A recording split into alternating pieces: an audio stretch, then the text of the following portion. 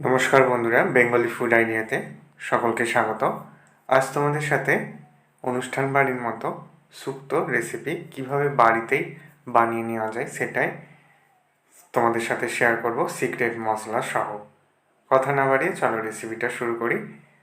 দেখো, প্রথমে আমি এখানে 5 ফোড়ন শুকনো খোলায় ভেজে নিচ্ছি। এই 5 ফোড়নটা ভাজা হয়ে গেলে আমি ঠান্ডা করে নিয়ে গুঁড়ো করে নেব। এবার দেখো, কড়াইয়ে 1 টেবিল চামচ মতো আমি সরষের তেল দিয়ে দিয়েছি। প্রথমে 1 মুঠো বড়িকে ভেজে নিচ্ছি। দিয়ে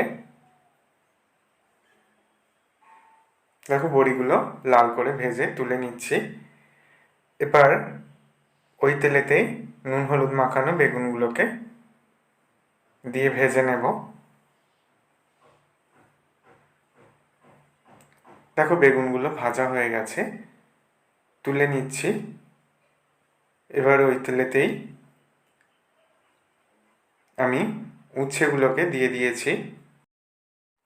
উচ্ছেগুলো ভাজা হতে থাক, ততক্ষণ এখানে আর কি সবজি নিয়েছি সেইগুলো দেখিয়ে দিচ্ছি।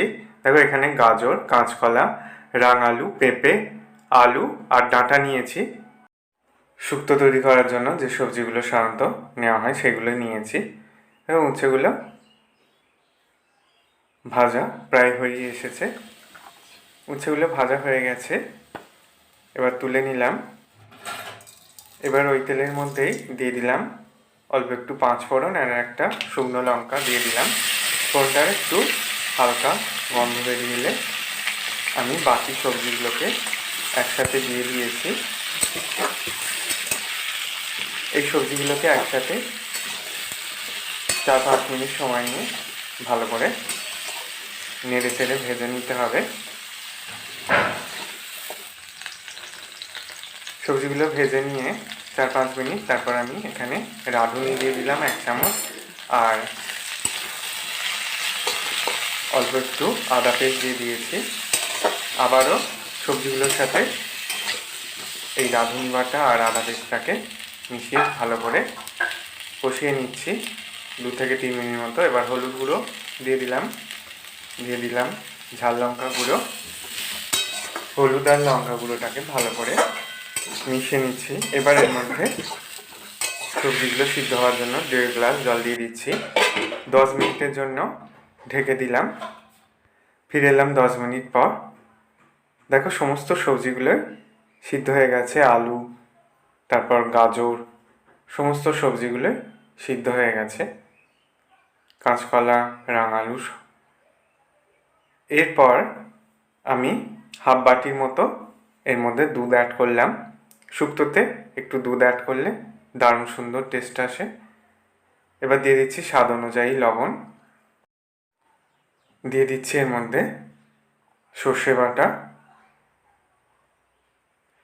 তোমরা চাইলে এই শুক্তোটা পুরোটা দুধ দিয়েই করতে পারো, তবে আমি জল দুধ দুটো দিয়েই শুক্তোটাকে করলাম। এবার ভেজে রাখা উচ্ছেগুলোকে দিয়ে দিয়েছি। ভেজে রাখা বেগুন আর বড়িগুলোকেও দিয়ে দেব।